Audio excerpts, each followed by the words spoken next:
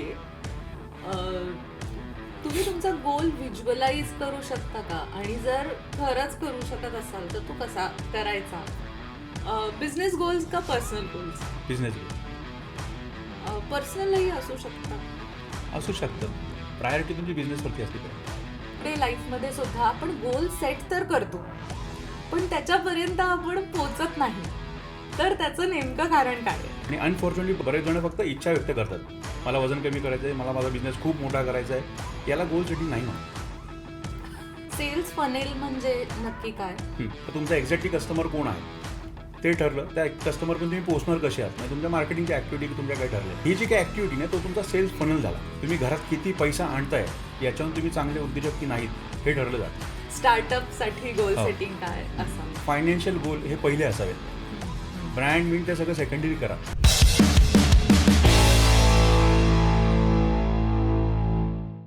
नमस्कार, मी सुखदा आणि share the स्टोरीमध्ये तुमचं पुन्हा एकदा स्वागत.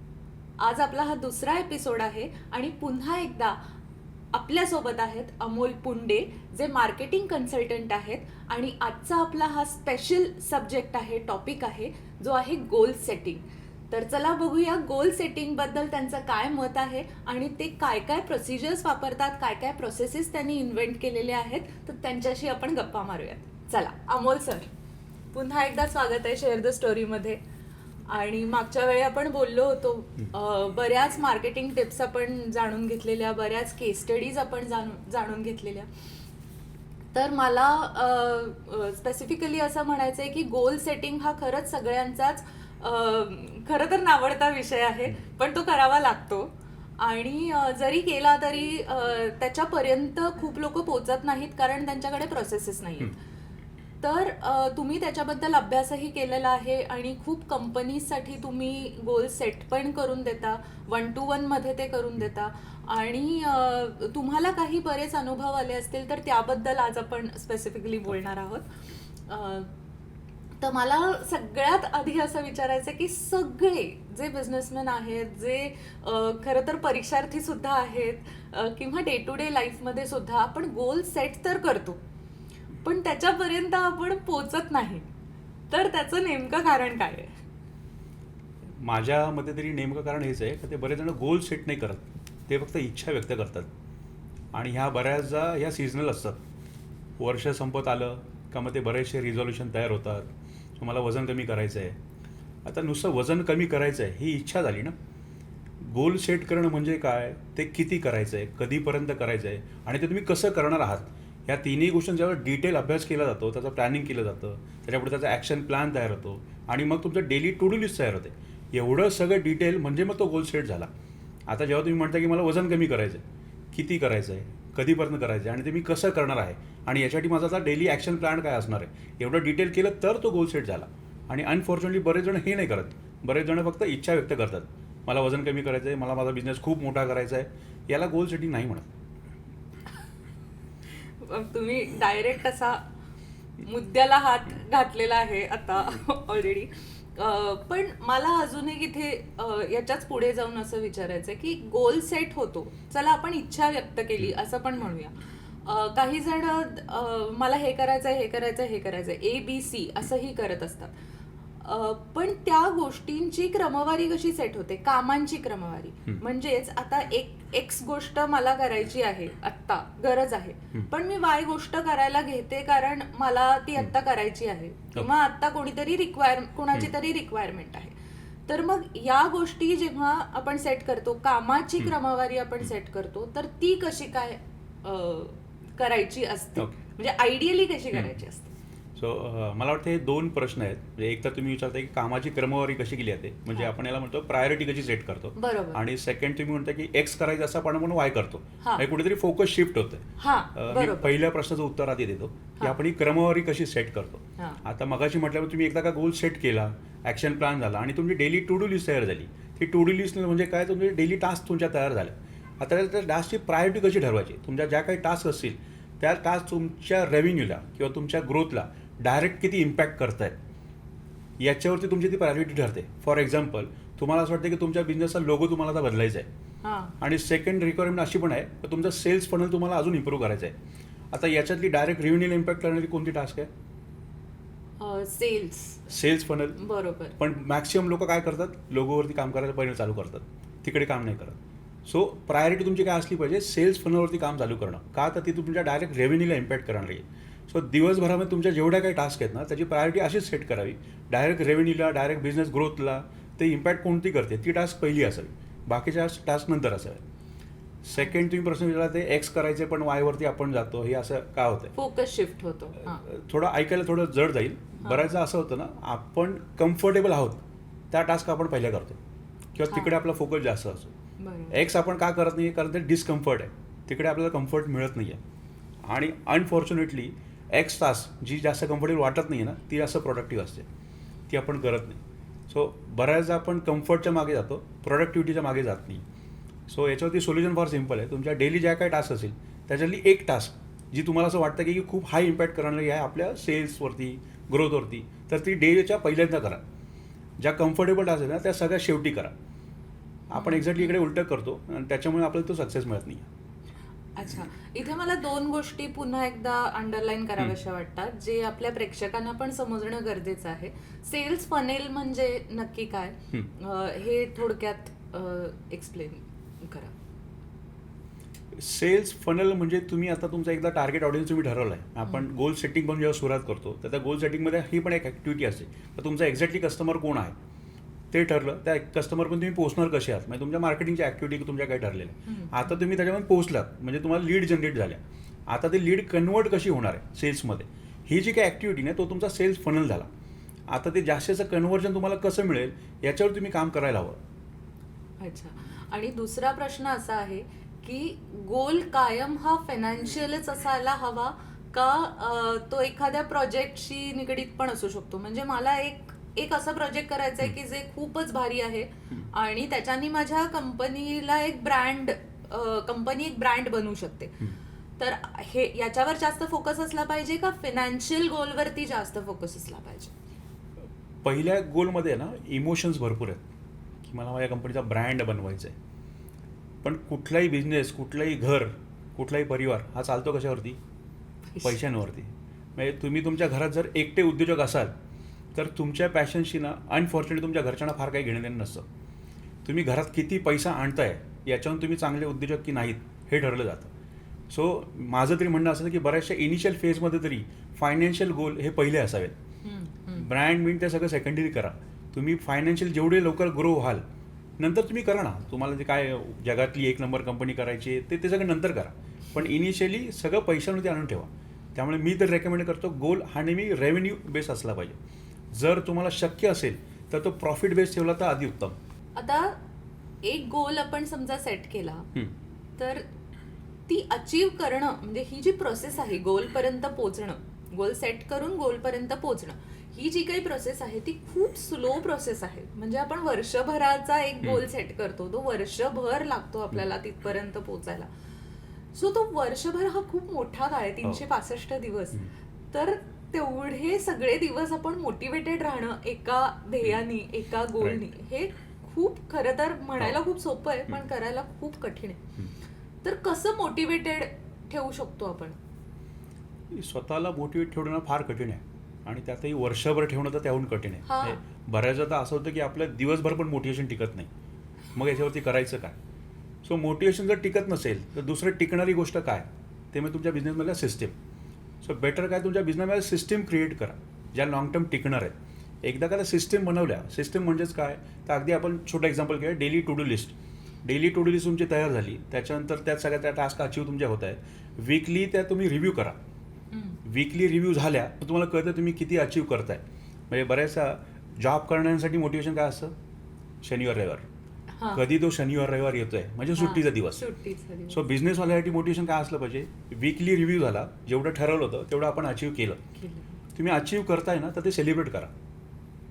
किती छोटं मोठं करा पण ते सेलिब्रेट करा. सेकंड, ते अचीव होतंय की नाही हे बघण्यासाठी एक थर्ड पर्सन कोणतरी असला पाहिजे. तुम्ही त्या गोष्टी ट्रॅक करू नका, कारण बऱ्याच असं थर्ड पर्सनचा अँगल खूप वेगळा असतो. तो तुम्हाला प्रश्न विचारणार असतो. जेव्हा आपण आता स्वतः जे करतो ना तर आपण बऱ्याचदा काही प्रश्न नाही विचारत स्वतःला आणि आपण त्या परत ते कम्फर्ट झोनमध्ये जातो. आपण स्वतःला नाही ते मार्केटचा प्रॉब्लेम होता म्हणून या आठवड्यात हे नाही झालं. स्वतःच्या चुका आपण स्वतःला नाही सांगत. सो तिकडे थर्ड पर्सन कोणतरी असला पाहिजे. अच्छा. सिस्टीम्सवरती जेवढं जास्त काम करता येईल मोटिवेशन ऑटोमॅटिकली येईल. कारण इकडे काय होतं ना, आपण फोकस वर्षाच्या गोलवरती नाही करतोय, त्या आठवड्याच्या गोलवरती करतोय, त्या आठवड्याच्या टास्कवरती करतोय. आपण एवढं ठरवलं, एवढं आपण केलं, सो ते सेलिब्रेट झालं का मोटिवेशन ऑटोमॅटिक येतं. अच्छा. आता आपण गोल सेट तर केला, पण जेव्हा तो रिव्ह्यू तर करावाच लागतो कारण, तर त्याच्यामध्ये कुठले मेट्रिक्स आपण खरंच बघितले पाहिजेत एका बिझनेसमॅननी, एंटरप्रेन्युअरनी किंवा कोणीही, म्हणजे जोही गोल सेट करतो. राईट. मेट्रिक जर म्हटलं ना तर ते खूप गोष्टी आपण बघू शकतो ॲक्च्युली, आणि त्याचे भरपूर मार्केटमध्ये टूल्स वगैरे अवेलेबल आहेत. आणि बऱ्याचदा असं होतं की आपण हळूहळू ते एक टूल, मग दुसरं टूल, आणि त्या टूल्समध्ये आपण हळूहळू अडकत चाललो आहे, आणि मग ते पाहिजे तेवढे मेट्रिक्स आपण बघतच नाही आहे. सो युजली मी जी प्रॅक्टिस फॉलो करतो त्यात मी फक्त 3 मेट्रिक फॉलो करतो. फर्स्ट आहे तो म्हणजे रेव्हेन्यू. तुम्ही काय ठरवलं होतं, किती रेव्हेन्यू अचीव करायचं आहे आणि किती अचीव झाला आहे, हा फर्स्ट. सेकंड कन्व्हर्जन, म्हणजे तुमचा कन्व्हर्जन रेट किती आहे. म्हणजे समजा तुम्ही आता 10 इन्क्वायरी तुमच्याकडे आल्या होत्या, तर त्यातले किती क्लोज झालेत ॲज अ कस्टमर म्हणून, तर तो कन्व्हर्जन रेशो आपण ट्रॅक केला. तो थर्ड आहे ते म्हणजे आपण ॲक्टिव्हिटी आपण ट्रॅक करतो. म्हणजे एक्झॅक्टली आपण काय करतो, तुम्ही जो काय ॲक्शन प्लॅन बनवला होता, डेली टू डू लिस्ट जी काय बनवली होती ती त्याप्रमाणे तशीच होते की नाही होते. जर होत नसेल तर कशामुळे होत नाही आहे, आणि तुम्ही त्याची होते तरी तुम्हाला रिझल्ट मिळत नाही आहे, तर एक्झॅक्टली प्रॉब्लेम कुठे हे आयडेंटिफाय करणं त्याच्यामध्ये आपलं पॉसिबल होतं. अच्छा. मग टोटल 3 मेट्रिक्स. 3च. हां, म्हटलंच भरपूर मेट्रिक ठरवता येतील. युजली आपण ते डिजिटल मार्केटिंग जे काही करणारे असतात, मग तुम्हाला लाईक किती आले, सबस्क्रायबर किती वाढले, ते भरपूर काही काही गोष्टी असतात. पण त्या गोष्टी तुम्हाला तुमचा रेव्हेन्यू दाखवत नाही ना. आणि बिझनेसमध्ये सगळ्यात महत्त्वाचं काय आहे, रेव्हेन्यू. पैसा किती आला ते दाखवा. म्हणजे लाईक्स वाढले, पण त्याचं करायचं काय. त्यामुळे ते सेकंडरी आहे, ते इम्पॉर्टंट नाही असं म्हणत नाही आहे, पण ते सेकंडरी आहे. त्यामुळे प्रायमरी काय, ह्या 3 गोष्टी. पण काही बिझनेसमध्ये तर लाईक आणि फॉलोअर्स आणि सबस्क्रायबर्स वरतीच गेम ठरतो, तर त्यांच्यासाठी मग कुठले मेट्रिक्स. पण तो लॉंग टर्म गोल असला पाहिजे ना तुमचा. एवढे लाईक झाले तर तुमचं ते मॉनिटायझेशन सगळं चालू, ते सगळं लॉंग टर्मच्या गोष्टी आहेत ना. तुम्ही आत्ता हाय इम्पॅक्टवाल्या गोष्टी कोणत्या आहेत, म्हणजे तुम्ही त्या एवढे लाईक्स मिळवण्यासाठी तुम्ही किती व्हिडिओज अपलोड करताय, किती पॉडकास्ट करताय, हे ठरवलं पण तुमचं होतंय की नाही, ते ट्रॅक करणं जास्त महत्त्वाचं आहे ना. कारण खर्च तुमचे महिन्याचे आहेत, बरोबर, वर्षाचे नाही आहेत. बरोबर. शेवटी सगळं गणित परत हो पैशावर येऊन अडतं.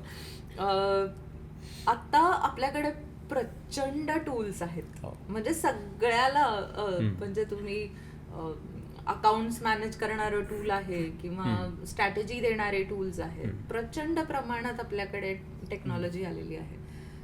तर मग हे सगळं ट्रॅक करण्यासाठी किंवा रादर गोल सेट करण्यासाठी सुद्धा काही टूल्स आहेत का, आणि तुम्ही कुठले रेकमेंड करता का?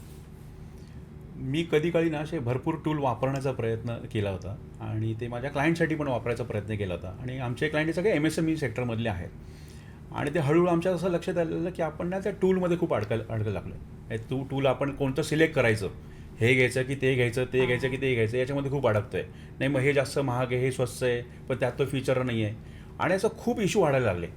म्हटलं आपलं बेसिक पर्पज काय, आपल्याला त्या गोष्टी ट्रॅक करायच्या आहेत, तर याच्यासाठी मग त्या टूलच्याच आपण मागे का जातोय. बेसिक आपण एक्सेलवरती या गोष्टी करू शकतो. आणि हळूहळू आमच्या असं लक्षात यायला लागलं का एक्सेलमध्ये सगळ्या गोष्टी होत आहेत. त्याचा सगळ्यात मोठा फायदा असा व्हायला लागला, एक्सेल बऱ्यापैकी सगळ्या लोकांना कळतं आहे, एक्सेल शिकणं सोपं आहे. टूलमध्ये काय होतं, जेव्हा आपण एखाद्या पेड टूलच्या मागे जातो त्याच्यामध्ये भरपूर काही अपडेट येत राहतात, ते फीचर्स खूप देतात. आपल्या कामाचे किती आहेत, कदाचित 10च असतील, पण त्या बाकी फीचरमध्ये आपण अडकलो. सो युजली आम्ही कुठलं टूल रेकमेंड करत नाही. तुम्ही बेसिक एक्सेलवरती काम करा, गुगल शीट्सवरती काम करा, आणि तेवढं इनफ असतं. ओके. पण मग या सगळ्यामध्ये तुमच्या काही प्रोसेसेस आहेत का अशा की ज्या गोल सेटिंगसाठी तुम्ही रेकमेंड करता? गोल सेटिंग करताना आमची सुरुवात जी काय असेल ना, ती तुमचे आता करंट स्टेटस काय आहे, तुमचा आत्ताचा बिझनेस काय चालला आहे, कसा चालला आहे, तुमचे कस्टमर कशा प्रकारचे आहेत, तुमचा आता मार्जिन लेवल किती आहे, अशा भरपूर गोष्टींचा अभ्यास केला जातो. त्याच्यानंतर सुरुवात होते की आता नेक्स्ट इयर तुम्हाला किती अचीव करायचे आहेत, आणि अगेन मग तिकडे मायन्यूट लेवलला तुमचा एक्झॅक्ट कस्टमर कोण आहे, तो कस्टमर तुम्ही पोहोचणार कसे आहात, तुमचं मंथली बजेट काय असणार आहे, इयरली बजेट काय असणार आहे, तुम्हाला त्या पूर्ण वर्षभरामध्ये कशा प्रकारची लोकं तुम्हाला लागणार आहेत, ह्या आणि अशा भरपूर गोष्टींचा अभ्यास केला जातो.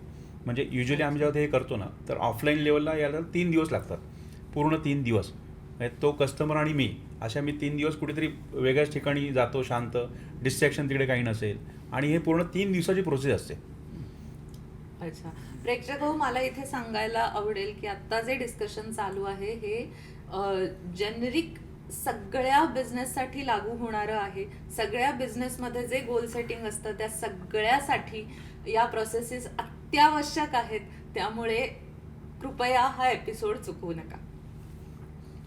गोल सेटिंग हा बिझनेसचा एक फंडामेंटल आहे, आणि फंडामेंटल कधी चेंज नाही होत. हां. आयडिया तुमच्या भरपूर चेंज होतील, पण फंडामेंटल कधी नाही चेंज होत. मला आणखीन एक इथे नमूद करायचंय, म्हणजे याच्यावर तुम्ही तुमचं ओपिनियन, तुमचं मत देऊ शकता. पण मला असं वाटतं की हे माझ्या कंपनीची स्ट्रॅटेजी काय हे कम्प्युटरला विचारण्यापेक्षा हे स्वतःला विचारणं खूप जास्त गरजेचं आहे. कारण मला असं वाटतं की स्वतः जेवढं त्या बिझनेसमध्ये आपण मुरलेलं असतो किंवा कानानकोपरा जसा आपल्याला माहिती असतो तसा त्या कम्प्युटरला कदाचित माहिती नसावा. त्यामुळे आपण जेव्हा ते 3 दिवस तुम्ही जसं म्हणलात तसं आपण जर का घालवले तर आपल्याला ती टू डू लिस्ट करताना सुद्धा आपल्याला समजतं की आपण नेमकं काय करतो. हो. आता हे माझं ओपिनियन आहे, याच्याबद्दल तुमचं मत मला ऐकायला आवडेल. माझे तर ना असे खूप वेगवेगळे एक्सपिरियन्स आहेत. म्हणजे बऱ्याचदा असं होतं की एखादी कंपनी आहे, त्यांचा आता 1 CRचा टर्नओव्हर आहे, आणि जेव्हा आमच्या फोनवरती डिस्कशन होतात त्यांना मी विचारतो तुमचा पुढल्या वर्षीचा गोल काय आहे, तर त्यांना आपल्याला 1.5 CR तरी करायचं आहे आपल्याला पुढल्या वर्षी. आणि मग आमच्या सगळ्या गोष्टी फायनल होतात. आणि जेव्हा तो फर्स्ट डे आमचा स्टार्ट होतो तेव्हा मी विचारतो 1.5 CRच का नाही 4 CR. तर सुरुवात असं रेजिस्टन्स असतो, नाही 4 CR तर खूपच मोठे आहेत. तरी मी फोर्सफुली त्यांना म्हणतो 4 CRचं टार्गेट ठेवू, आपण प्लॅन करू, नाही झालं तर परत 1.5 वरती येऊया ना आपण. आणि जेव्हा मी प्लॅनिंगला सुरुवात करतो, हळूहळू पुढे पुढे जातो की 4 CR कसे होऊ शकतात याचा आपण प्लॅन वगैरे बनवू. बऱ्याचदा असं झालं आहे, समोरच्याला तो कॉन्फिडन्स येतो प्लॅन करत असताना की नाही हे होऊ शकेल असं मला वाटतंय, बट स्टील हे 4 खूप मोठं वाटतंय, आपण ॲटलीस्ट 3 वरती येऊया. पण आधी जे 1.5 ठरवणार होते ते आपण आता 3 ठरवले, आणि बऱ्याचशा केसमध्ये आम्ही ते अचीव सुद्धा केलेले आहेत. सो युजली आम्ही काय सांगतो ना, गोल सेट करताना तुम्हाला कम्फर्टच्या बाहेर जेवढं सेट करता येईल ना तेवढा सेट करा. आता तो कम्फर्टेबली होईल कसा यासाठी प्लॅनिंग करा, आणि ती जेवढी डिटेलमध्ये असेल तेवढं तर अचीव होण्याचे चान्सेस वाढतात. मला अजून एक इथे विचारायचं आहे, अशी काही केस स्टडी आहे का तुमच्याकडे जी तुम्ही आमच्यासोबत शेअर करू शकता? हो, अशा बऱ्याच आहेत. त्यातली एक तर मी तुम्हाला सांगू शकतो. म्हणजे आमच्याकडे एक क्लायंट आले होते, त्यांचा सिक्युरिटीजचा बिझनेस होता, जे सिक्युरिटीज प्रोव्हाइड करायचे, आणि टिपिकल कॉर्पोरेट्सना म्हणा किंवा सोसायटीजना म्हणा ते सिक्युरिटी प्रोव्हाइड करायचे. म्हटलं तर सेटअप फार मोठा, म्हणजे 750 एम्प्लॉई त्यांच्याकडे होते. तो सेटअप फार मोठा आहे, टर्नओव्हर साधारण 8-9 CRच्या आसपास होता. सो आमच्याकडे तेव्हा त्यांची फर्स्ट रिक्वायरमेंट काय, म्हटलं किती मोठा बिझनेस करायचा आहे, तेव्हा आपल्याला साधारण 15 कोटीपर्यंत तरी न्यायचं आहे, म्हणजे ऑलमोस्ट डबल करायचं आहे. म्हटलं याच्यासाठी सोल्युशन काय, त्याला आता 750 माणसं आहेत, ते आपण 1,500 करूया. म्हटलं 750 माणसं 1,500 करणं म्हणजे खूप मोठी टास्क आहे, त्याला दुसरं काही सोल्युशन नाही आहे का? ते नाही सर, हे असंच करावं लागेल. तर तिकडे आम्ही काम केलं होतं त्या टार्गेट ऑडियन्सवरती. तर तुमचा टार्गेट ऑडियन्स कोण आहे? त्यांनी सांगितलं आपल्या सोसायटीज आहेत, कॉर्पोरेट्स आहेत. म्हटलं तुम्ही सिक्युरिटी जे प्रोव्हाइड करता, सिक्युरिटीचं हायर व्हर्जन काय? ते म्हणाले बाउन्सर्स. म्हटलं तुम्ही बाउन्सर्स का नाही करत? तर ते म्हणाले ते गणित ते सगळं वेगळंच आहे. म्हटलं प्रयत्न तर करून बघूया, 1 इव्हेंट 2 इव्हेंट काय होतंय, कसं होतंय ते. सो त्यांनी माझ्या सांगण्यामुळे ते एक प्रयत्न करून पाहिले. 1 इव्हेंट सक्सेसफुल झाला. त्यांच्याही लक्षात आलं की बाउन्सर प्रोव्हाइड करणं ही प्रोसेस जरी किचकट असली तर त्यात म्हटलं मार्जिन खूप हेवी आहे. तिथून त्यांनी प्रत्येक फोकस हा बाउन्सरवरती ठेवला की बाउन्सर आपण कसे प्रोव्हाइड करू शकतो. आजही त्यांच्याकडे 750 माणसं आहेत, पण त्या 750 पैकी जवळपास 600 हे बाउन्सर्स आहेत, फक्त 150 हे सिक्युरिटी म्हणून त्यांनी ठेवले आहेत. तिकडे ते सेल्स सोपा वाटतो सिक्युरिटी प्रोव्हाइड करणं, का आता तिकडे सगळं येऊन ते पैशावरती येतं.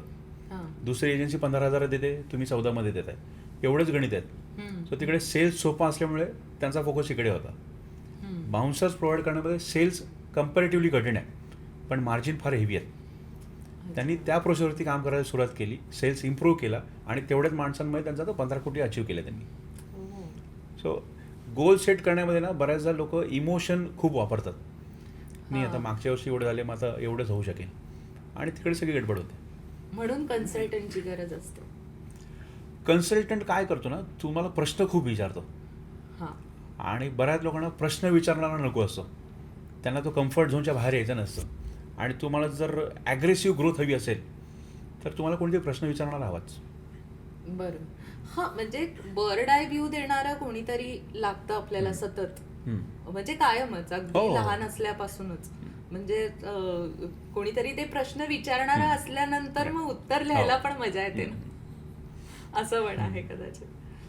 अशा कोणत्या चुका आहेत ज्या जनरली बिझनेसमन किंवा ब्रँड ओनर्स जे कायम करतात आणि ज्या केल्या नाही पाहिजेत गोल सेटिंगच्या बाबतीत, असं तुम्हाला वाटतं? ओके. मगाशी म्हटल्याप्रमाणे तो इमोशनल गोल नसावा. इमोशनल गोलमध्ये ना आपण त्या ट्रॅपमध्ये अडकतो आणि तो अचीव्ह होणं तर लांबच राहतं, पण रेव्हेन्यू फार गडबडतो. इमोशनल गोल जर सेट केला असेल तर शक्यतो तो इमोशनल गोल नसावा, त्याला रेव्हेन्यू कुठेतरी काहीतरी कनेक्टेड असावं. सेकंड थिंग, खूप असं प्रेशर येईल असे गोल सगळे एकत्र घेऊ नये. बऱ्याच उद्योजकांना मी असं बघितलं आहे की एकाच वर्षात भरपूर गोल ठेवले जातात. म्हणजे माझी टीम साईज मी डबल करणार, मी माझं कम्प्लीट ब्रँडिंग चेंज करणार, मी ह्याच वर्षात मी माझे काही 10 प्रोडक्ट पण लॉन्च करणार आणि रेव्हेन्यू पण डबल करणार.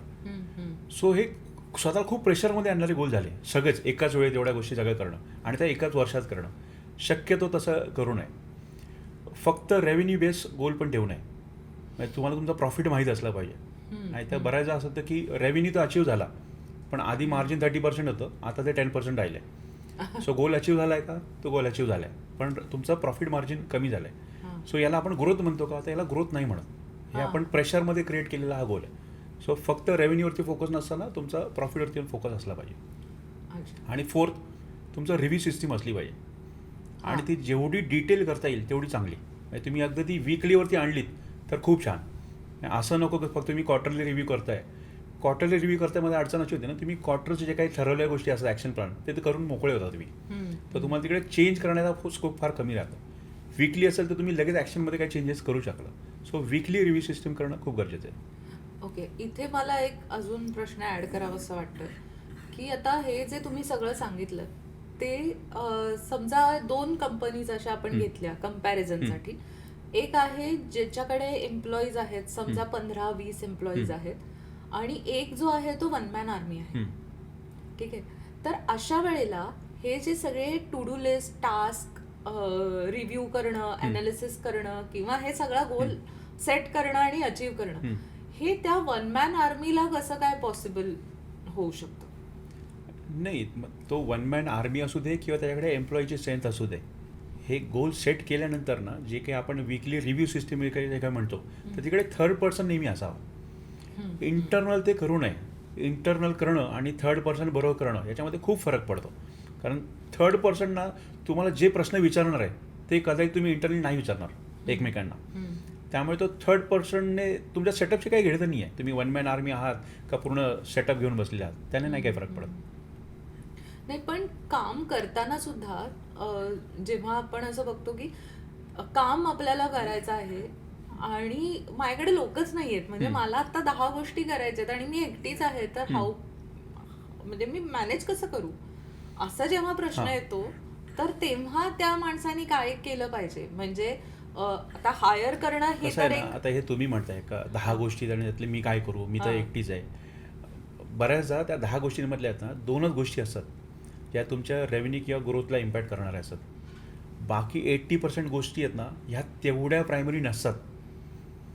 अच्छा, हे तुम्ही होता ॲनालिसिस करून बघा की आज आमच्या दिवसभरातल्या टास्क काय होत्या, त्यातल्या 2च गोष्टी असतील ज्या तुमचा रेव्हेन्यू वाढवून देणाऱ्या असतील, बाकीच्या नाही आहेत. सो त्या जर नाही आहेत तर मग त्या आपण आउटसोर्स करू शकतो. मग त्या आउटसोर्स जर करायच्या असतील तर त्यासाठी तुम्हाला आधी क्लॅरिटी पाहिजे. सो म्हणून जर तुम्ही डेली टू डू लिस्ट जर फॉलो करत असाल तर ते आउटसोर्स करणं सोपं आहे. कारण एकदा का तुम्ही त्या महिन्याच्या बनवल्यात डेली टू डू लिस्ट आणि एकदा तुम्हाला लक्षात यायला लागलं की हे काम आपण का करतोय, हे आपण करण्याची गरज नाही आहे, तर ते आउटसोर्स करणं सोपं आहे. बरोबर.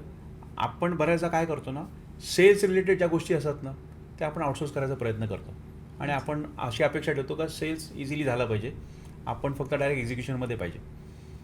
सो तसं नाही होते. पण इथे मला अजून एक प्रश्न विचारायचा आहे जो ह्याला मे बी कॉन्ट्राडिक्ट करू शकतो. आता लोक अशी ऍड करतायत की हे बघा AI आलेलं आहे आणि हे टूल्स आहेत, हे सॉफ्टवेअर्स आहेत, तर त्याच्यामध्ये तुम्ही घाला आणि हे सगळं तुम्ही स्वतःच करू शकता. हम्म. अगेन होतं कसं, जेव्हा ठीक आहे मलाही माहिती आहे की मला 5 मिनिटामध्ये माझी स्ट्रॅटेजी मिळणार आहे, मला 5 मिनिटामध्ये हे काम होणार आहे, पण त्याच्यासाठी मला जो तो वेळ आहे, जे डोकं आहे, त्याच्याबद्दलचा जो विचार आहे, हे सगळं कॅल्क्युलेट करता दिवसातले 2 ते 3 तास याच्यामध्ये जाणार आहेत माझे. म्हणजे व्हिडिओ क्रिएशन असू दे किंवा सोशल मीडिया पोस्ट असू दे, हे सगळं मला सॉफ्टवेअर जरी करून देत असेल तरी सुद्धा त्याच्यामध्ये मला वेळ जाणार आहे. हो. तर मग इथे तुम्ही काय सजेस्ट करता की हे आउटसोर्स करणं गरजेचं आहे का आहेत सॉफ्टवेअर तर तुम्हीच करा असं? याच्यात तुमच्या बिझनेसची आता स्टेज कोणती आहे ते पाहणं फार महत्त्वाचं आहे. म्हणजे तुमचा बिझनेस समजा एस्टॅब्लिश्ड बिझनेस आहे, सगळं सेट आहे तुमच्या इकडे, सिस्टीम प्रोसेस सगळ्या गोष्टी सेट आहे, आणि आता तुम्हाला AI चा जर वापर करायचा असेल तर AI तुमच्या एक्झिस्टिंग एम्प्लॉयला तुम्ही शिकवू शकता आणि मग ते त्याच्यामध्ये इम्प्रूव्ह करतील. पण तुम्ही मगाशी म्हटल्यावर तुम्ही वन मॅन आर्मी आहात. आता AI शिकायचं पण तुम्हालाच आहे, ते एक्झिक्यूट पण तुम्हालाच करायचं आहे. तर तुम्हाला कोणत्या लेवलचं एक्झिक्युशन हवं आहे आत्ता? एस्टॅब्लिश बिझनेसमधला ॲक्शन प्लॅन हा खूप वेगळा असतो, आणि जो आता ग्रोईंग बिझनेस आहे, वन मॅन आर्मी म्हणा, तर त्याचा ॲक्शन प्लॅन हा खूप वेगळा असतो. इकडे AI तुम्ही शिका आणि तो एका लेवलपर्यंत एक्झिक्यूट करा. बऱ्याचदा काय होतं ना, तो उद्योजक त्याच्यामध्ये मास्टरी मिळवला जातो. नाही मी याच्यात मास्टरच होणार. अरे पण उद्योजकाचं काम ते नाही आहे AI मध्ये मास्टरी मिळवणं. तुम्ही एका लेवल, तुम्हाला माहीत असल्या पाहिजे गोष्टी या कशा होतात, त्याच्यानंतर त्याला आउटसोर्स करा. आउटसोर्स करणं तुम्हाला परवडत नसेल तर तुम्ही माणसं घडवा. कोणतरी एखादा गरजू मुलगा असेल कॉलेजचा, त्याला घ्या, त्याला ते AI च्या क्लाससाठी इनरोल करा, त्याला तुमच्या कामासाठी लावा. ते करणं जास्त सोपं आहे. पण अगेन काय आउटसोर्स करायचं आहे हे कळणार कधी? ते डेली टू डू लिस्ट झाली तर ते कळेल. Back to square one. Otherwise असं होणार की आपण ज्या कम्फर्टेबल आहोत त्या टास्क आपण आपल्याकडे ठेवू, जिथे आपण कम्फर्टेबल नाही ते आउटसोर्स करायला जाऊ. अच्छा, आता जर कोणी फर्स्ट टाइम बिझनेस करत असेल, म्हणजे ज्यांनी ऑलरेडी आधी जॉब केलेला आहे आणि त्याला वाटलं की आता मला बिझनेस केला पाहिजे, तर अशा बिझनेसमॅनसाठी तुमच्याकडे काही एक अशी टू डू लिस्ट आहे का, किंवा अशा कोणत्या 4 गोष्टी आहेत ज्या त्यांनी केल्याच पाहिजेत गोल सेटिंग करताना? जो पहिल्यांदाच बिझनेस करतोय ना, त्याचा कदाचित बिझनेसचा एक्सपिरियन्स कमी असेल, सो तो त्याच्या कंट्रोलमध्ये नाही आहे. त्याच्या कंट्रोलमध्ये काय आहे? डिसिप्लिन. आणि डिसिप्लिन म्हणजे काय? एक्झिक्युशन. सो एक्झिक्युशन त्याच्या कंट्रोलमध्ये आहे, त्याच्यावर त्यांनी भरपूर काम करावं. फर्स्ट ऑफ ऑल त्याचं मंथली ब्रेक इव्हन काय, म्हणजे त्याचा बिझनेस रन करण्यासाठी, त्याचं घर चालवण्यासाठी त्याला किती पैसा लागणार आहे आणि तेवढा तो कसा सेल करणार आहे, याचं पहिलं बेसिक त्याला अंडरस्टँडिंग असलं पाहिजे. एवढा मला पैसा लागणार आहे आणि एवढं मी सेल करणार आहे. थर्ड, जे सगळ्यांसाठी ॲप्लिकेबल आहे, रिव्ह्यू सिस्टीम. तो ट्रॅकवरती आहे की नाही हे कळण्यासाठी त्याला ते डेली करता आलं तर त्याने डेली करावं. आज मी एवढं ठरवलं त्या किती गोष्टी अचीव केल्या, किती नाही केल्या तर का नाही अचीव केल्या, ह्याच्यासाठी डेली रिव्ह्यू त्याचं त्याने करावं फर्स्ट. आणि सगळ्यात मोस्ट, पहिल्या वर्षी त्याने ब्रँडिंग ह्या गोष्टीच्या मागे पडू नयेत. पहिल्या वर्षी फक्त आणि फक्त सेल्स याच्यावर त्यांनी खूप ॲग्रेसिव्हली काम करावं. मग माझा तो लोगो असाच असला पाहिजे, कलर माझे असे असले पाहिजे, अजिबात त्याच्या मागे पडू नये. पहिल्या वर्षी पूर्ण फोकस हा सेल्सवरती त्याने करावा. अशी काही केस स्टडी आहे तुमच्याकडे जी काही अनुभव किंवा जर असेल तर प्लीज आमच्यासोबत शेअर. एक केस अशी होती की एक व्यक्ती एका कॉर्पोरेटमध्ये कंपनीमध्ये काम करत होता आणि तो दर महिन्यामध्ये तिकडे तो टॉप परफॉर्मर होता. तो सेल्स प्रोफाईल त्याची होती. सो त्याला विकता येतं आहे का? डेफिनेटली येत आहे. म्हणजे कॉर्पोरेटमध्ये दर महिन्याचा टॉप परफॉर्मर आहे, त्याला विकता येत आहे. सो त्याला कोणीतरी सांगितलं का तुझं चांगलं विकू शकतो तर तू बिझनेसमध्ये ये. सो तो बिझनेसमध्ये आला, ठरवलं. पण बिझनेसमध्ये आल्या सगळ्यात पहिला इश्यू काय झाला, तो कुणाला आन्सरेबल नव्हता. म्हणून मी ते सारखं म्हणतो, रिव्ह्यू सिस्टीम, थर्ड पर्सन कोणतरी हवं, विचारणारं कोणतरी हवं, याला तो नव्हता. सो तो डायरेक्ट कम्फर्ट झोनमध्ये गेला. चला आता आपल्याला कोणी विचारणार नाही. सो आज नको आपण उद्यापासून करूया, कारण आपल्या कॅलेंडरमध्ये मुहूर्त भरपूर असतात. नाही मग 1 तारखेला करूया, मग पाडव्याला करूया, असे भरपूर मुहूर्त. आणि त्या मुहूर्ताच्या पहिले त्याने 8 महिने घालवले. नाही आज नको, उद्या करूया, उद्या नको, परवा करूया. मग आता हाच प्रॉब्लेम आहे, मी जरा ह्या महिन्यात जरा पिकनिकला जाऊन येतो, मग करतो काम. सो आता प्रॉब्लेम काय होता, कॉर्पोरेटमध्ये कुठेतरी एक सिस्टीम होती, प्रोसेस होती, त्याला कोणीतरी विचारणार होतं, त्याला सारखे कोणीतरी आन्सर द्यायचे होते. आज मी एवढे कॉल केले, एवढा रिझल्ट आला. इथे काहीच नाही ना ते. सो इथे आम्ही फक्त ती रिव्ह्यू सिस्टीम इम्प्लिमेंट केली का, तिथे आता दर दिवशी आम्हाला तू सांगायचं आज काय करणार आहे आणि काल काय झालं, त्याचा रिझल्ट काय होता, एवढंच केलं होतं. ओके. त्याला काही माहीत नव्हतं, हा इश्यू नव्हता. माहीत होतं, विचारणार कोण नव्हतं. एवढी एक सिस्टम इंट्रोड्यूस केली आणि त्याला त्याचे रिझल्ट दिसायला लागले. अच्छा. मग आता तू कुठल्या स्टेजला आहे बिझनेसच्या, म्हणजे नाव हाऊ इज डुईंग? डे 1 जेव्हा होता तेव्हा तो एकटाच होता. आज याकडे 17 लोकांचा स्टाफ आहे. त्याचं वा. प्रॉपर 500 स्क्वेअर फीटचं ऑफिस आहे आणि त्यालाही त्या गोष्टी कळायला लागल्या. क्या का बात आहे. आता तो स्वतःला उद्योजक नाही म्हणत, तो त्या उद्योजक एम्प्लॉई आहे असं स्वतःला म्हणतो तो. कारण त्याला ते कळलं की एम्प्लॉईचा माइंडसेट वेगळा असतो. एम्प्लॉई खूप सिस्टीम प्रोसेस फॉलो करतो, उद्योजक तेवढं नाही करत. अनलेस अँड अंटिल त्याला कोणीतरी थर्ड पर्सन आहे विचारणार. हां. नाही पण ठीक आहे ना, तू काहीही समज, तुझा बिझनेस रन झालाय. शेवटी रेव्हेन्यू होतोय ना, हां. ते जास्त महत्त्वाचं आहे. पैसा येतोय ना. बरोबर. कारण मी नेहमी म्हणतो पैशासारखं मोटिवेशन कुठेच नाही आहे. दोन्ही साईडला, जाणारा असू दे किंवा येणारा असू दे, त्याच्यासारखं मोटिवेशन नाही आहे. मध्यंतरी आपलं बोलणं जेव्हा झालं की गोल सेटिंग बद्दल एक एपिसोड करूया, तर तेव्हा तुम्ही मला म्हणाला होतात की तुम्हाला स्मार्ट ही कॉन्सेप्ट जी ऍक्च्युली खूप लोक वापरतात हे करण्यासाठी, तर तुम्ही असं म्हणाला होतात की ही मला पटत नाही. तर तेव्हाच मी असं ठरवलं होतं की या एपिसोडमध्ये तुम्हाला हा प्रश्न विचारायचा. स्मार्ट म्हणजे काय हे पण आम्हाला सांगा, आणि ती तुम्हाला का नाही पटत हेही आम्हाला सांगा. नाही, पटत नाही असं नाही म्हणणार मी, पण ती स्मार्ट ही जी काय कन्सेप्ट आहे ना, ती फार बेसिक लेवलला आहे. अच्छा. आणि त्याच्यामध्ये एक तो वर्ड आहे, ए फॉर अचिवेबल. तो मला पर्सनली फार डेंजरस वाटतो. कारण तुम्ही गोल सेटिंग करताय आणि तुम्ही अचिवेबलवरती जेव्हा येता, अचिवेबल गोल सेट करताय, तर तुम्ही कम्फर्टमध्ये सेट करताय ना. जर तुम्हाला जर ॲक्च्युअल ग्रोथ हवी असेल तर तुम्ही कम्फर्टच्या बाहेर जायला पाहिजे. मग ते अचिवेबलमध्ये येत नाही, म्हणून मला ते तेवढी पटत नाही. आणि त्याहून सेकंड इश्यू असा आहे ना, ती स्मार्ट याच्यामध्ये तुम्ही कुठेच काही आन्सरेबल नाही आहे. त्याच्यामध्ये तशा प्रकारच्या काही सिस्टीम तयार होत नाही. त्याच्यामध्ये कुठेच काही रिस्क अशी काही कॅल्क्युलेट केली जात नाही आहे. सो आम्ही जेव्हा जे गोल सेट करतो ना, ते भले ते स्मार्टमध्ये बसणारे नसतील, बसतील ते अचिवेबल असतात. आणि ते अचिवेबल कशामुळे असतात, आम्ही जो पुढचा जो काही प्लॅन बनवतो हे आपण कसं करणार आहोत त्याच्यामुळे ते अचिवेबल वाटायला लागतं. स्मार्टमध्ये ते बसत नाही, म्हणून मला ते पटत नाही. अच्छा. ओके. हा, म्हणजे ड्रीम हाय किंवा असं जे काही म्हणतात ते ऍक्च्युली आपण करतो आणि त्याचं रिव्हर्स कॅल्क्युलेशन करतो. आपण नेहमीच म्हणतो बिझनेस म्हणजे तो कम्फर्ट झोन नाहीच आहे. कम्फर्टच्या जेव्हा बाहेर येणार तेव्हा ॲक्च्युअल बिझनेस होणार. आणि स्मार्ट तुम्हाला नेहमी बऱ्यापैकी कम्फर्टमध्ये ठेवतो, असं माझं मत आहे. अच्छा.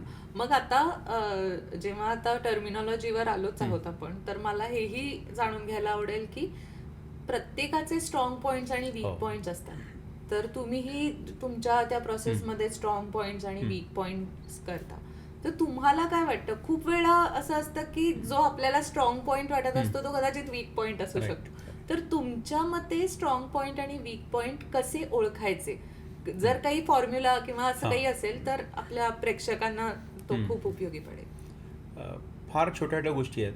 तुम्ही दिवसभरामध्ये ज्या काही ॲक्टिव्हिटी करताय, कोणकोणत्या ॲक्टिव्हिटी करताना तुम्हाला थकल्यासारखं जाणवलं नाही, ते तुमचे स्ट्रॉंग पॉईंट झाले. आणि जी ॲक्टिव्हिटी करताना तुम्हाला असं ब्रेन डेड झालं तुमचं, अरे यार हे थकलो मी, मला नाही छान, तर ते तुमचे वीक पॉईंट आहेत. सो एवढं सोपं आहे.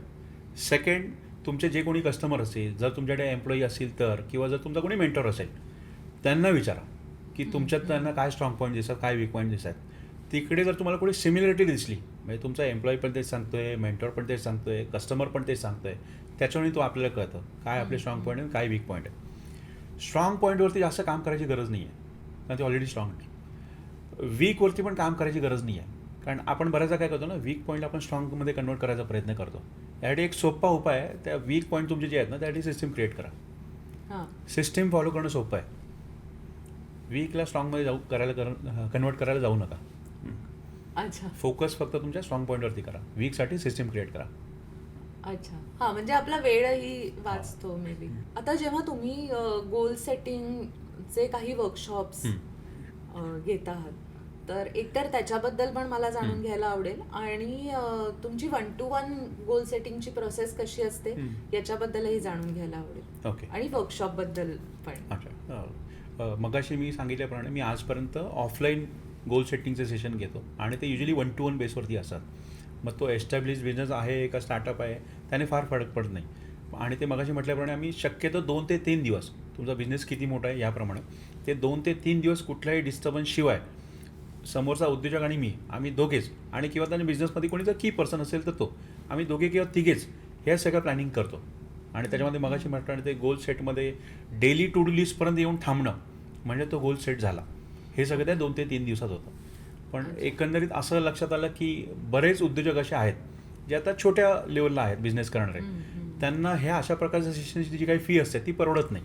मग अशासाठी आम्ही नवीन एक प्रकार चालू केला आहे, तो म्हणजे आपण ऑनलाईन सेशन याच्यावरती घेतो आणि तो प्रोग्राम फार मोठा असतो, जवळपास 41 दिवस चालणारा असतो. आणि याच्यामध्ये आपण एक्झॅक्टली काय करतो, तो पहिल्या 10 दिवसांमध्ये गोल सेटिंग करून घेतो. एक तर पहिलं सांगितलं जातं का हे कसं करायचं आणि त्याच्यानंतर 1 to 1 बेसवरती, भले ते ऑनलाईन का असे ना, पण ते करून घेतो. आणि त्याच्यानंतर जो 30 डेजचा जो काही ॲक्शन प्लॅन तयार होतो, डेली टू डू लिस्ट तयार होते ना, तिकडे आपण फॉलोअप घेतो डेली बेसवरती. मग आजची ही कामं होती, झाली की नाही, काही करण्यामध्ये काही अडचण आली की नाही, आणि त्याच्यामध्ये आपण सोल्युशन देणार. सो एवढ्या डिटेलला जाऊन आपण ते कामं करून घेतो. सो इकडे सेट करणं कम्पॅरेटिव्हली सोपं आहे, करून घेणं ते डिफिकल्ट आहे आणि तेच आपण करतोय. अच्छा, मग हँड होल्डिंग पण असतं? हो हो हो, हँड होल्डिंग म्हणजे त्या डेली टू डू लिस्टपर्यंत हँड होल्डिंग, ते होतंय की नाही तुमचं, होत नसेल तर काय चॅलेंज तुम्हाला येत आहे आणि तिकडे सोल्युशन देणं. अच्छा, कारण हे असं बऱ्याचदा बघितलं की गोल सेट झाला, डेली टू डू लिस्ट झाली, नंतर ते रिव्ह्यू नाही झाला, कोणी विचारणार कोणी नाही की झालं. पण मग आता म्हणजे खूप मार्केटिंग कन्सल्टंट्स असे असतात की ठीक आहे, गोल सेटिंग, मग ते मोटिवेशनल स्पीच आणि असं बरंच असतं. म्हणजे मी बघितलं सुद्धा आहे, अनुभव पण घेतलेला आहे. आणि मग अशा वेळेला मग तुमचं असं काहीच नाहीये, म्हणजे तुम्ही कुठल्या टर्मिनॉलॉजीच्या मागे पण नाही आहे आणि म्हणजे ट्रेडिशनल जे काही पद्धत आहे तर ती तुम्ही फॉलो नाही करत. ठीक आहे, पण तुमची एक वेगळी अशी स्वतंत्र पद्धत आहे जी मार्केटिंगसाठी मदत करते. अशा भरपूर गोष्टी आहेत, भरपूर पद्धती आहेत, सगळ्या चांगल्या आहेत, सगळ्यात चांगल्या आहेत. माझ्यासाठी ही वर्क करते म्हणून मी ती फॉलो करतोय. याचा अर्थ मी असं कधीच म्हणत नाही की बाकीच्या चुकीच्या आहेत, सगळ्याच बरोबर आहे. तुमच्यासाठी दुसरी पद्धत चांगली वर्क करत असेल, तुम्ही ती फॉलो करा. कसेही करा, कोणतीही पद्धत फॉलो करा, पण तुम्ही जे काय गोल ठरवताय ते अचीव करा. मी प्रॅक्टिकली ह्या गोष्टी करतोय, माझ्या क्लायंटसाठी करतोय, माझ्या बिझनेससाठी करतोय. मला हा पॅटर्न माझ्यासाठी जास्त कम्फर्टेबल वाटतो आणि हा फॉलो करणं जास्त सोपं आहे म्हणून मी हा फॉलो करतो.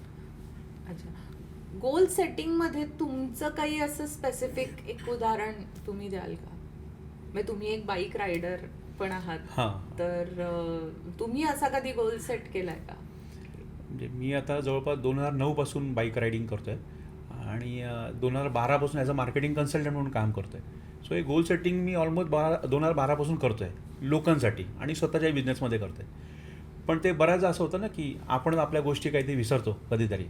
मध्ये बऱ्याच वर्षांचा काही गॅप झाला होता रायडिंगसाठी आणि आता ह्या वर्षी मी ठरवलं होतं की नाही, ह्या वर्षी मी जाणार आणि लाँग राईडलाच जाणार.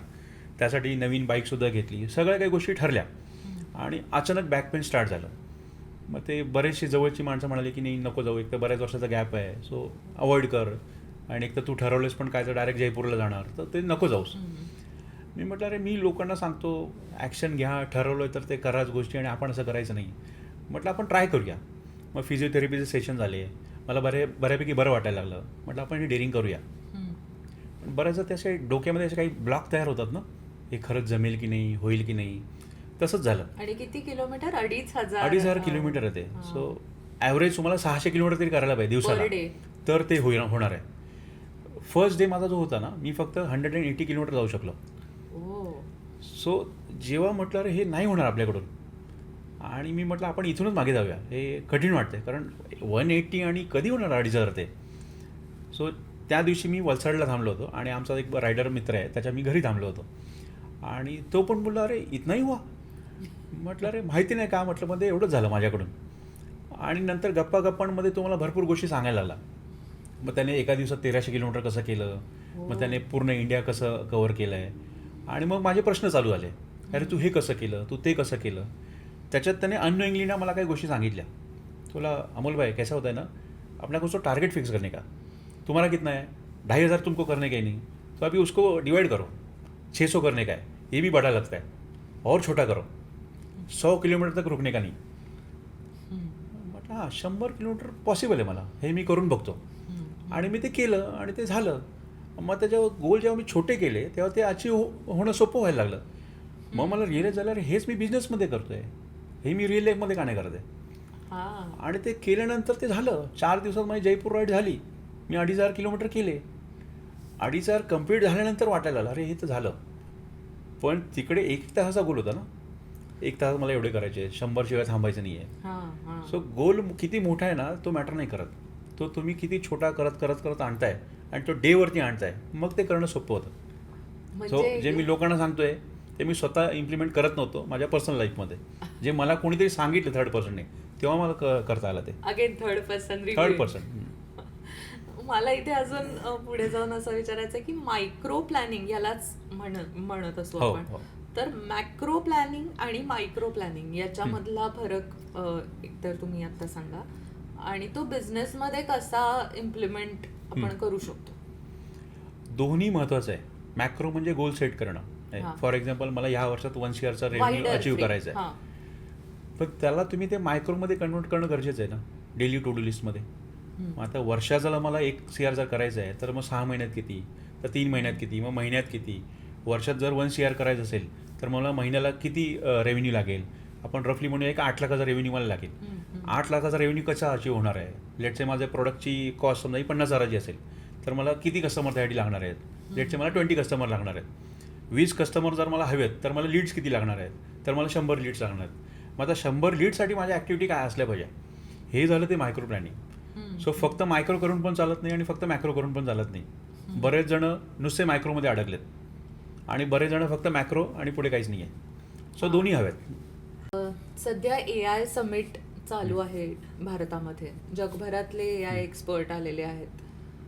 आणि परवा मी एक वाचत होते एक आर्टिकल, तर तेव्हा मला असं लक्षात आलं की काहींनी असं नमूद सुद्धा केलंय की आता येणाऱ्या पुढच्या काळामध्ये रोबोट म्हणजे चॅटबॉट जे आहे, तर त्याला भावना सुद्धा असतील, असे काही रोबोट सुद्धा लॉन्च केलेले आहेत.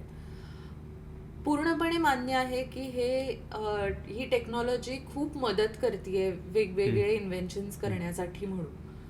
पण आता काही जणांचे जॉब्स पण धोक्यात आलेले आहेत, काही जणांची करिअर्स पण धोक्यात आलेली आहेत. तर अशा वेळेस हे सगळं आत्ता जे आपण गोल सेटिंग बद्दल बोलतो आहे, तर ते सगळंच जर का एखादा प्रॉम्प्ट करायला लागला, तर मग कन्सल्टंट किंवा ती कंपनी म्हणून सुद्धा त्यांचं काय भवितव्य किंवा त्यांच्यासाठी अपॉर्च्युनिटीज कशा येतील. AI पॉवरफुल आहे का, तर खूप पॉवरफुल आहे. बट स्टील ते एक टूल आहे. बऱ्याच जणांचं असं झालं आहे का AI म्हणजेच बिझनेस. असं नाही होत. म्हणजे AI तुम्हाला व्हिजन देऊ शकते का, नाही देऊ शकत. व्हिजन शेवटी तो उद्योजक जो आहे त्याचं व्हिजन आहे ना ते. ते व्हिजन कसं अचीव्ह करायचं याचा एक बेसिक प्लॅन तुम्हाला AI देऊ शकतं. अगेन त्या प्लॅनमध्ये इमोशन नसतं. सो ते इमोशन कोण टाकू शकतं, कोणतरी ह्युमनच टाकू शकतो. एक तर तो उद्योजक म्हणा किंवा त्याचा जो कोणी मेंटर, तोच त्याच्यामध्ये इमोशन्स टाकू शकतो आहे. आणि विदाऊट इमोशन ना कुठल्याच ॲक्टिव्हिटी लॉंग टर्म नाही टिकत. AI तुम्हाला जास्तीत एक बेसिक प्लॅन देईल, हे असं असं केलं तर असं होईल. त्याला तुम्ही वेगळा कधी प्रश्न विचारा, नाही पण मग असं केलं तर होईल का, तो तुम्हाला तेही हो सांगतो. म्हणजे असं केलं तरी असं पण होईल. मग सगळीकडे जर हो असेल, करायचं काय, ते तुम्हाला एक्झॅक्टली करायचं काय हे कोण सांगू शकतं. एक तर तो उद्योजक किंवा त्याचा कोणतरी जो कोणी मेंटर असेल ते सांगू शकतो. सो इमोशन हा खूप मोठा पार्ट आहे याच्यामध्ये, जो AIमध्ये अजूनही मिसिंग आहे. कारण अजूनही ट्रस्ट आहे ना, हा ह्युमनमुळेच येतो, हा कुठल्या टेक्नॉलॉजीमुळे येत नाही. त्यामुळे AI त्याला रिप्लेस करू शकतं का, तर त्या प्रमाणात नाही रिप्लेस करू शकत. तुम्ही जे आता म्हणाल की रोबो वगैरे जे काय त्याच्यामध्ये पण इमोशन्स वगैरे येतील, ते येतील. स्टील त्याला लिमिट असणार आहे. नाही उद्या समजा मी एखादी काही ॲक्टिव्हिटी करतो आहे, तो AI माझ्यासाठी कधी सेल्स ॲक्टिव्हिटी कधी करतो आहे आणि समजा तिकडे ते फेल झालं, रिस्पॉन्सिबल कोण आहे. तो AI रिस्पॉन्सिबिलिटी घेणार आहे का, नाही घेणार. ती शेवटी ते उद्योजकावरती येणार आहे. सो AI टूल म्हणून वापरा, ते खूप चांगलं आहे. ज्याच्यामुळे तुमच्या ॲक्टिव्हिटी ह्या 5x वाढू शकतात. पण ते टूल म्हणूनच, त्याला तुम्ही बिझनेससाठी किंवा एखादा ह्युमनला रिप्लेस करणं असं एवढं नाही होऊ शकत. ते म्हणजे आता ॲड एजन्सी असेल सपोज, तर त्यांचं तर सगळंच काम म्हणजे रायटर्स पासून, कॉपी रायटर्स पासून, ग्राफिक डिझायनर्स पासून, हे जे सगळे आहेत, तर ते सगळीच जर का कामं AI करायला लागलं, तर मग त्यांनी काय करायचं. म्हणजे त्यांच्याकडे येणारं काम हे ऑफकोर्स त्यांच्याकडे AI एक्सपर्ट हा काही असतील. आजचा प्रॉब्लेम नाही आहे. म्हणजे जशी डेव्हलपमेंट व्हायला लागली प्रत्येक गोष्टीमध्ये, हे प्रत्येक असे मुद्दे आलेच. आता त्यांच्या जॉबचं काय होणार? म्हणजे जेव्हा कम्प्युटर नव्हताच तेव्हा काय झालं? कम्प्युटर आला, एका साईडला काहींचे जॉब गेले, पण काहींचे क्रिएट पण झाले. कम्प्युटर नंतर आता आपण AIचं म्हणतोय, आपण म्हणतो की नाही यांचे जॉब गेले, पण तसे काही जॉब तयार पण झालेत ना. सो प्लस मायनस नेहमीच असतंय. आता काय होतंय, आपल्या हातून काहीतरी जातंय की आपल्याला ते येत नाही, मग आपण करायचं काय? ह्या भीतीमुळेच ते असं AI फार मोठं वाटायला लागलंय. अरे बापरे, मग आपलं काय होणार? अरे काय होणार? तुम्ही AI शिका, तुम्ही AI इम्प्लिमेंट करा, तुम्हाला ऑपॉर्च्युनिटी मिळतील. अगेन ते कम्फर्ट झोनच्या बाहेर यायचं नाही आहे ना, म्हणून ती भीती. मग नाही मग AI वाईट.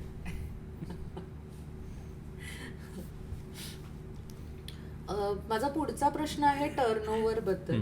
आणि मला हे सुद्धा विचारायचं आहे की स्टार्टअप जेव्हा आपण चालू करतो, गेल्या एपिसोडमध्ये तुम्ही हेही सांगितलं होतं की जेव्हा स्टार्टअप चालू होतो तेव्हा त्यांचा खूप फोकस हा टर्नओव्हर वरती Right. असतो, प्रॉफिट वरती नसतो. तर आता जेव्हा टर्नओव्हर आपला X आहे आणि पुढच्या वर्षीचा आपल्याला गोल सेट करायचा आहे, एक स्टार्टअप म्हणून त्यांनी काय गोल सेट केले पाहिजेत आणि एक एस्टॅब्लिश कंपनी आहे त्यांनी काय गोल सेट केले पाहिजे? तो किती पर्सेंटने जास्त असावा ना, याचं उत्तर हे बऱ्याचदा तुमची इंडस्ट्री कोणती आहे, मार्केट डिमांड काय आहे, अशा भरपूर गोष्टींवरती मॅटर करतो. तो तुमचा समजा एस्टॅब्लिश बिझनेस असेल आणि तुमचं मार्केट पण स्टेबल असेल, म्हणजे असंच ग्रो होत राहणार असेल, तर माझ्या मते तरी ॲटलिस्ट तुम्ही 25% तरी इझिली वाढवू शकता. आता एस्टॅब्लिश बिझनेस याचा अर्थ काय? मिनिमम 3 वर्ष झाले, तुमच्याकडे सगळ्या सिस्टीम प्रोसेस सगळ्या सेट आहेत, तुमच्याकडे स्टाफ बऱ्यापैकी आहेत, सो सगळं स्मूथ चाललंय बऱ्यापैकी. अशा केसमध्ये मिनिमम 25% तुम्ही वाढवू शकता पुढचा गोल. तुमची कंपनी आता नवीन आहे, 1-2च वर्ष झाले आहेत, तुम्ही भरपूर गोष्टी अजून शिकताय, तुम्हाला बऱ्याचशा गोष्टी माहिती नाही आहेत. सो अशा केसमध्ये ना तुम्ही 100% पण देऊ शकता, कारण त्या फेजमधली ग्रोथ ना ही खूप जास्त असते, कारण तुम्ही खूप लवकर गोष्टी इम्प्लिमेंट करत असतात, खूप गोष्टी नवीन शिकत असतात. तिकडे 100% तुम्ही वाढवू शकता. या वर्षी तुम्ही पहिल्याच वर्षी तुम्ही 10 लाख अचीव केलेत, पुढल्या वर्षी तुम्ही 20 पण करू शकता, काही केसमध्ये 25 पण शक्य आहे. सो तुमची लेवल कोणती आहे बिझनेसमधली याच्यावरती ते बऱ्यापैकी डिपेंड करतं. मगाशी म्हटल्याप्रमाणे एस्टॅब्लिश बिझनेस कम्फर्टेबली 25% करू शकतो, कम्फर्टेबली. त्यांची जर रिस्क घ्यायची तयारी असेल, अजून ॲक्शन वाढवण्याची त्यांची तयारी असेल, त्यांचं जर एक्सपोनेन्शियल ग्रोथचा त्यांचा काही प्लॅन असेल की नाही आम्हाला आता एकदम खूप मोठ्या प्रमाणात ग्रोथ हवी असेल, त्या केसमध्ये 50+ पण घेऊ शकतात, 100 पण घेऊ शकतात, पण त्याची तुमची तयारी असली पाहिजे. फक्त ते केलं आणि त्याप्रमाणे प्लॅन नाही केला तर कदाचित जे चाललंय ते पण तुमचं डिस्टर्ब होऊ शकतं. अच्छा, आता इथे मला अजून एक पुढे जाऊन असं विचारायचं आहे, स्टार्टअप बद्दल आपण जेव्हा बोलतो स्पेशली तेव्हा, तर कंपनीचं व्हॅल्युएशनवर त्यांचा सगळा गेम असतो. कारण जेव्हा त्यांना फंडिंग रेज करायचं असतं, फंड रेझर्सला त्यांना जाऊन भेटायचं असतं, व्हेंचर कॅपिटलिस्टना भेटायचं असतं, तर व्हॅल्युएशन खूप गरजेचं असतं. सो अशा वेळेला एकतर त्यांचं व्हॅल्युएशन कशा पद्धतीनं होतं हे पण आपल्या प्रेक्षकांना समजलं तर खूप त्यांना बरं पडेल. आणि दुसरी गोष्ट म्हणजे इन्व्हेस्टर्स जे आहेत किंवा फंड रेझर्स जे आहेत ते काय बघून फंडिंग करतात? ओके, फर्स्ट ऑफ ऑल तुमची आयडिया किती युनिक आहे, आणि ती आयडिया युनिक आहे ती कशावरती ठरवलं जातं की हा काहीतरी एक प्रॉब्लेम एक्झिस्ट करतोय आणि याच्यावरती कोणी काम नाही करत आहे आणि तुम्ही एखादी आयडिया घेऊन आलात. सो इकडे काय होतं, हा प्रॉब्लेम फार मोठा आहे आणि तुमच्या आयडियामुळे तो कितीतरी लोकांचा तो प्रॉब्लेम सॉल्व्ह होणार आहे. सो इकडे ॲक्सेप्टन्स हा खूप फास्ट दिसतो, मार्केटचा ॲक्सेप्टन्स. हा प्रॉब्लेम होता आणि तुम्ही तो घेऊन आला, याच्यावरती काहीतरी सोल्युशन. सो ॲक्सेप्टन्स खूप फास्ट आहे. ॲक्सेप्टन्स फास्ट म्हणजे ग्रोथ तुमची फास्ट आहे, आणि ग्रोथ हा फार मोठा मॅटर आहे जेव्हा तिकडे इन्व्हेस्टर तिकडे बघत असतो. म्हणजे तुम्ही पहिल्या वर्षात बिझनेस चालू केला, लेटचे आपण असं केलं 10 लाखाचा टर्नओव्हर तुमचा अचीव केला, दुसऱ्या वर्षी तुला डायरेक्ट 1 CR झाला, तिसऱ्या वर्षी डायरेक्ट तो 5 CR झाला. सो तुम्ही भरपूर लोकांचा प्रॉब्लेम सॉल्व्ह करताय, त्याचबरोबर तो ग्रो पण फास्ट होतोय तो बिझनेस. सो इकडे एक तर इन्व्हेस्टरला फार इंटरेस्ट असतो. सेकंड, तुम्ही ग्रो करताय आणि प्लस तुम्ही प्रॉफिट पण शो करताय. सो अशा केसमध्ये तर इन्व्हेस्टर तुमच्या मागे येतो. बऱ्याच केसमध्ये इन्व्हेस्टरची फर्स्ट स्टेप काय असते की ग्रोथ फास्ट आहे पण अजून प्रॉफिट दिसत नाही आहे, बर्न खूप जास्त होत आहे, बट हा कधी ना कधीतरी प्रॉफिटमध्ये येईल. सो इन्व्हेस्टर तिकडे ठरवून येतो, मी इकडे 2 वर्ष ह्या बिझनेसमध्ये राहणार, नंतर मी बाहेर पडणार, माझा जो काही प्रॉफिट आहे तो घेऊन. तिकडे तो जो काही उद्योजक असतो तो दुसरा इन्व्हेस्टर पाहतो. सो ही एक केस आहे. सेकंड केसमध्ये ग्रोथ पण दिसते आणि प्रॉफिट पण आहे. तिकडे इन्व्हेस्टर तुमच्या मागे येतो आणि इन्व्हेस्टर तुम्हाला सोडत नाही. अच्छा. पण असे बिझनेस फार कमी असतात का जिकडे ग्रोथ पण एवढी 10x 100x दिसते आणि प्रॉफिट पण तेवढाच आहे. सो बरेचसे स्टार्टअप हे ग्रोथमध्ये आहेत, 100% आहेत, पण प्रॉफिटमध्ये आहेत का, तर त्याचं उत्तर नाही आहे. अच्छा. पण मग यांनी गोल कसा सेट करायचा? म्हणजे यांना जर आता नेक्स्ट वर्षी फंडिंग हवं आहे, हां. तर त्यांनी त्या पद्धतीनं गोल सेट करावा का करू नये? म्हणजे नाही, स्टार्टअपचं गोल सेटिंग हे कम्प्लिटली वेगळं आहे. अच्छा. आपण आता जे काही डिस्कस केलं आहे ना, हे लॉंग टर्म चालणारे जे बिझनेस आहेत आणि दरवर्षी प्रॉफिट हवं आहे, हां. अशा बिझनेससाठीचं हे गोल सेटिंग आपण आता डिस्कस करतो आहे. तिकडे त्यांचं एकच मोठं आहे ना, ग्रोथ त्यांना फास्ट दाखवायची आहे. हां. सो तिकडे किती पैसा बर्न होतो आहे हे जास्त मॅटर नाही करत आहे. बरोबर. आपण इकडे सस्टेनेबल बिझनेसबद्दल बोलतोय का जिकडे खूप जास्त बर्न करणं हे डेंजरस आहे. हां. टर्नओव्हर 1 CR आणि बर्न किती झाला तर 1.5 CR शक्यच नाही ना. सो इकडे आपण सस्टेनेबल बिझनेसचं गोल सेटिंग आहे ना त्याच्याबद्दल बोलतोय. ते गोल सेटिंग कम्प्लिटली वेगळं आहे. अच्छा. त्याच्यावर अजून एक एपिसोड होऊ शकतो. स्टार्टअप साठी गोल हो. सेटिंग काय असावं. एनिवेज, तुम्हाला जर हवं असेल तर नक्की सांगा, आपण तोही एपिसोड करू. पण कसं आहे ना की इतकं आपण सगळं बोललो, आपण गोल सेट करूया, टू डू लिस्ट करूया, आणि मग वीकली रिव्ह्यू करूया, आणि मग ॲनालिसिस करूया, मग रोजच्या रोजचं जे काही असेल टास्क ते कम्प्लीट करायला पाहिजे. हे जे सगळं प्रेशर आहे ना, ते कधी कधी कंटाळवाणं वाटतं. सिरियसली. म्हणजे असं वाटतं की अरे मी बिझनेसमॅन आहे ना, मी तर बिझनेसमॅन आहे, आणि मला का इतकं असं एक्झॉस्ट व्हायला होतं. मी माझ्या मर्जीचा मालक आहे वगैरे वगैरे असले खूप रोमॅन्टिसाइज्ड आयडिया येऊ शकतात. तर मग यासाठी काय करणं गरजेचं आहे, आणि तुम्हाला काय वाटतं की असं होतं का जनरली? सगळ्यात आधी ना, म्हणजे हा माझा बिझनेस आहे, म्हणजे बिझनेस आणि आपण हे सेपरेट करायला पाहिजे. ते जर सेपरेट नाही केलं ना तर ह्या गोष्टी खूप वारंवार होतात. म्हणजे बरेच जणांचं बिझनेसमध्ये येण्याचं कारणच फ्रीडम असतं. मला फ्रीडम पाहिजे म्हणून मी माझ्या बिझनेसमध्ये आलो आहे. तो नाही मिळणार तुम्हाला इकडे. तरी बिझनेसमॅन खूप लकी आहे, कारण तो ॲटलिस्ट गोष्टी डेलिगेट करू शकतो कुणाला जरी. मला एखाद्या गोष्टीचा कंटाळा येतो आहे, मी ॲटलिस्ट डेलिगेट करू शकतो. तुम्ही आता इथे विचार करा, सचिन तेंडुलकर गोल काय आहे? मला भारतासाठी क्रिकेट खेळायचं आहे. सेकंड गोल, मला वर्ल्ड कप जिंकायचं आहे. पण त्याच्यासाठी लागणारी जी काही मेहनत आहे, जी काही प्रॅक्टिस आहे, ती कोणाला करायची आहे? ती त्यालाच करायची आहे. तिथे डेलिगेशन काहीच नाही करू शकत आहे तो. ॲटलिस्ट आपण किती लकी आहोत, आपण ऑलमोस्ट सगळ्या गोष्टी डेलिगेट तरी करू शकतो आहे. पण त्या डेलिगेट करण्यासाठी स्वतःला तुम्ही काहीतरी मेहनत करा ना, सुरुवातीचे काही वर्ष तरी, मग डेलिगेट करा ना. पण तुमचं ते गोल जर ते इमोशनल नसेल ना त्याच्यामध्ये, गोलमध्ये, तर हे सगळ्या कंटाळवाण्या गोष्टी वाटणार तुम्हाला. आणि त्या वाटून नये म्हणूनच ते आपण ते अगदी डेली टू डू लिस्ट ते आणतो. त्या करा. तुम्हाला वाटलं नाही फार कंटाळा येते या गोष्टी करताना, त्या डेलिगेट करा. तुम्हाला जास्त आवड निर्माण होते तेवढ्याच गोष्टी तुम्ही करा. पण आपण फार लकी आहोत. म्हणजे कम्पेअर करा सचिन तेंडुलकर आणि आपण, त्याला किती वाटत असेल प्रत्येक वेळेस, अरे यार रे फार कंटाळवाणं आहे, पण काय सोल्युशन नाही दुसरं. नाही, पण त्याला वाटत नाही म्हणूनच तो सचिन तेंडुलकर वाटत असेल, पण ते गोल एवढं आहे ना, ते असं रे भारतासाठी खेळायचं आहे, जिंकायचंच आहे, आणि त्याच्यासाठी ही प्रोसेस फॉलो करणं, याला दुसरा अल्टरनेटिव्ह काहीच नाही आहे. आपल्याकडे खूप ऑप्शन्स आहेत. बरोबर. आपल्याकडे AI पण आहे. आपल्याला काही गोष्टी जमत नाही, ते AI ला सांगा, तो आपल्याला काहीतरी बेसिक करून देईल. बरोबर. त्याच्याकडे काय? ओके. तुम्ही तुमचा गोल व्हिज्युअलाइज करू शकता का? आणि जर खरंच करू शकत असाल तर तो कसा करायचा? गोल सेट करण्याची फर्स्ट स्टेप जी असते ना, तर तिकडे याचा थोडा फायदा होतो व्हिज्युअलाइज करणं. म्हणजे आज जर तुम्ही 1 CR 2 CR जो काही तुमचा टर्नओव्हर असेल, सो नेक्स्ट इयर किती असला पाहिजे याच्यामध्ये व्हिज्युअलायझेशन कामाला येऊ शकतं. आणि ते तुमच्यावर डिपेंड करतं. ते तुम्ही 2 CR ठेवायचे, 5 CR ठेवायचे, ते काही करा. पण एकदा का ते झालं त्याच्यानंतर तुमचं इमोशन बाजूला ठेवायचे, सगळं सिस्टीमवरती यायचं. जे काय तुम्ही व्हिज्युअलाइज करून ठरवलं 5 CR झालेत माझे, ते नुसते झालेत असं तुम्ही मनात विचार करताय ना, आता ते पेपरवरती आणा. मग ते 5 CR कसे होणार, मग अगेन ते 6 मंथचं टार्गेट, हा quarterly target, daily to do list, सगळं त्याच्यामध्ये मांडा. आणि मग ते एकदम काय म्हणतात, ते करणं भागच आहे तुम्हाला. तर तुम्ही जे व्हिज्युअलाइज केलं ना ते अचीव होईल. नुसतं व्हिज्युअलाइज करून काही होणार नाही जोपर्यंत पेपरवरती येत नाही. ॲक्च्युली या एपिसोडच्या आपण शेवटाकडे चाललो आता. एक रॅपिड फायर आहे, quick Okay. Rapid fire.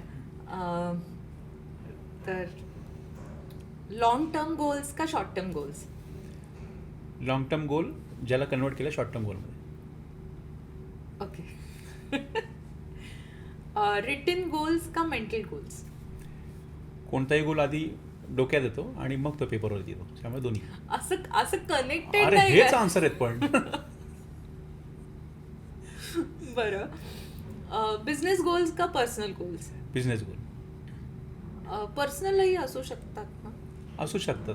Priority तुमची बिझनेसवरती असली पाहिजे. बिग रिस्की गोल्स और सेफ अचिवेबल गोल्स? मला याचं उत्तर माहिती आहे, पण तरी तुम्ही द्या.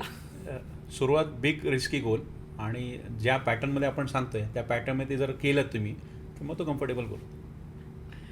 रिव्ह्यू डेली और वीकली? डेली शक्य असेल तर खूप उत्तम, पण मिनिमम वीकली तरी करावा. अच्छा, वाव. तर गोल सेटिंग ही एकतर संकल्पना वाटते तेवढी सोपी नाही आहे, आणि वाटते तितकी छोटी पण नाही आहे. वर्षाचं गोल सेटिंग करणं त्याहून जास्त अवघड आहे. पण आज तुम्ही खूप उत्तम पद्धतीनं ती खूप सोपी करून सांगितलीत, त्याच्या प्रोसेसेस सांगितल्यात, त्याच्या टू डू लिस्टमधनं आपण खूप काही शिकलो. तर मला असं वाटतं की हा सगळा डेटा जो आहे तो आपल्याला आपल्या बिझनेसमध्ये नक्कीच त्याचा योग्य वापर आपण करू शकतो. आणि या एपिसोडमधनं मला असं वाटतं सगळे एंटरप्रेन्युअर्स, ब्रँड ओनर्स, बिझनेसमॅन या सगळ्यांसाठी हा एपिसोड एकतर एक उत्तम गाईड बनेल असं याची मला खात्री वाटते. तुम्हाला शेअर द स्टोरीचा हा एपिसोड कसा वाटला ते तुम्ही नक्की आम्हाला कमेंट करून सांगा. हा एपिसोड जर तुम्हाला आवडला असेल तर तुम्ही लाईक करा, शेअर करा, सबस्क्राईब करा आणि शेअर द स्टोरीला सबस्क्राईब करायला अजिबात विसरू नका. पुढच्या वेळी असाच एक नवीन टॉपिक, एक नवीन व्यक्ती किंवा एक नवीन विषयावर आपण चर्चा, गप्पा, असेच काही उत्तम उत्तम व्हिडिओज आम्ही तुमच्यासमोर घेऊन येणार आहोत. तोपर्यंत शेअर द स्टोरी पाहत राहा, कारण share the story because every story matters. Bye bye.